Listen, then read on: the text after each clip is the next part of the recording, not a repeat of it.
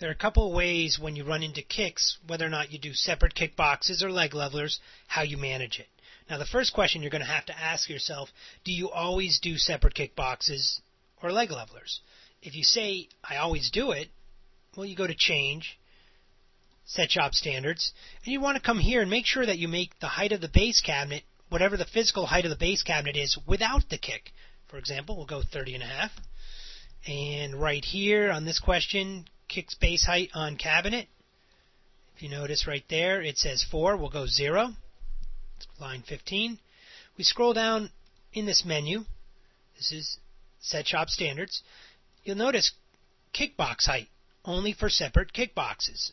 Well, if we go 4 inches here, that's the kick box height, and the cabinet off floor would be 4 also. You would want to save that permanently if that's what you do all the time. Now, what I'm going to do is go ahead and put the cabinets up. Now, if I click on base cabinet, and I just single click on base cabinet and drag it up, notice that there's a kick space height here, and the cabinet's only 30.5. And what this allows us to do is come in after the fact and put a separate kick box in, which is in our unit menu right over here. You'll see kick boxes, which allows us to put a kick box in separately right in that space. And once again, I'm just leaving it a little bit in on the left and right. I could have run it all the way to the wall, depending on how big a kick you want. Now, there's another situation that occurs, and I'm just going to go to File, and I'm going to start a new job, and I'm going to start on Frame. Now, a lot of times people will want to put up a separate kick box just for a particular situation. For example, let's say you have a pantry going to the ceiling, and you really need a separate kick box in that case. You really can't put it part of the cabinet. So I'm just going to click over here, change my view.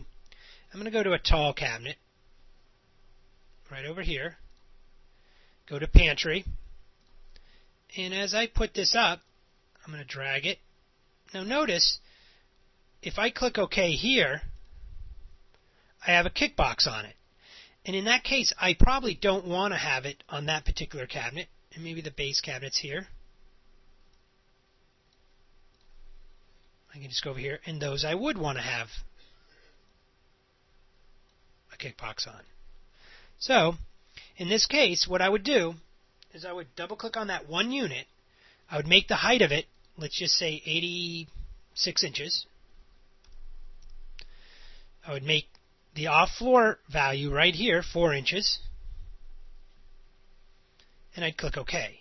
Oops, and I made a mistake by not making the kick height 0, if you notice. So I come over here, double-click, 0, click OK. Now I can put a separate kick box just for that cabinet only. But everything else, it's still built into that cabinet. So when I come over to kick boxes, right down in the questions here, I can do a separate kick box after the fact. And you're going to find that you get to choose when you get to do it. An island would be another situation you might want to do that in, where you go to an island, you might want to put up your cabinets without the kick on it. And we just come in here, you could put multiple cabinets up, and then you could make the height of it whatever you'd like, say 30.5, kick height 0, off floor 4, click OK. Now notice there's no kick on it, but this allows us after the fact to come into the kick box section, put a separate kick box in, and we can make it any width we want and any depth we want. So we could say, let's go 19 inches, and let's say from the wall, let's just go a couple. That way when we go into 3D, we have space all the way around, and it will look the way that you would probably want it to look on a specific island with a kick all the way around the cabinet.